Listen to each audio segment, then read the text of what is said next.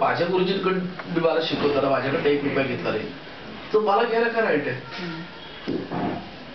त्यामुळे मी शिकवायला मी पैसे घ्यायला मला काही राईटच नाही.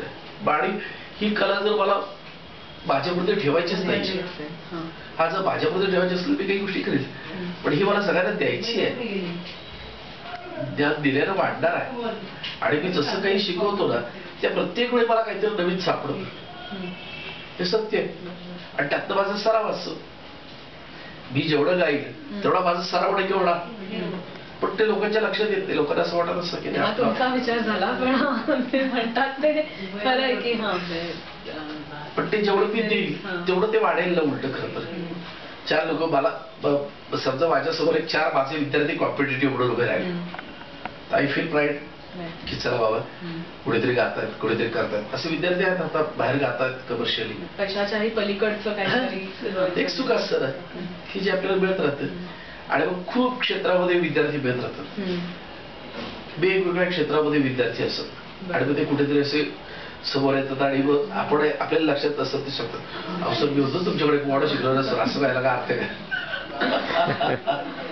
आणि हा एक लाईन किंवा पेशा असा आहे शिक्षकी पेशा की तर माझी आई होती, आजी होती शिक्षिका, किंवा याचे पण आई बाबा आहेत. त्यामुळे कुठेही गेलं जगाच्या कुठल्याही कोपऱ्यावर तरी त्यांना त्यांचे विद्यार्थी भेटतात आणि ते भेटल्यावर त्यांच्या चेहऱ्यावरचा जो आनंद असतो दोघांचा तो खरंच बघण्यासारखा असतो.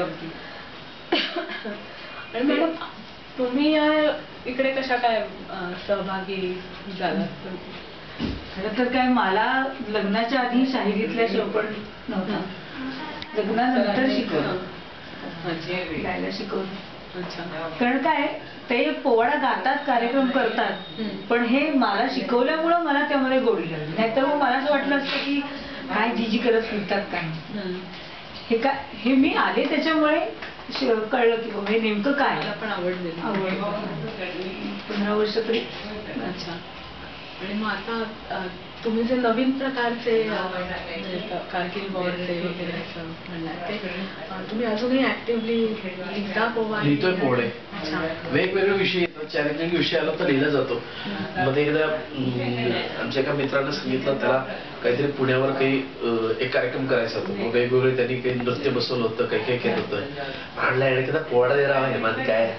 आणि असं सहज कधीतरी सांगत असतात की हे करू ते करू. म्हटलं पुण्यावर पोवाडा एखादा पाहिजे, देतो म्हटलं पुण्याचा पोवाडा. एक पुण्याचा पोवाडा लिहिला मी. संस्कृती ज्ञान विज्ञानानं, संस्कृती ज्ञान विज्ञानानं झालं संपन्न असं हे पुढं विद्येचे झाले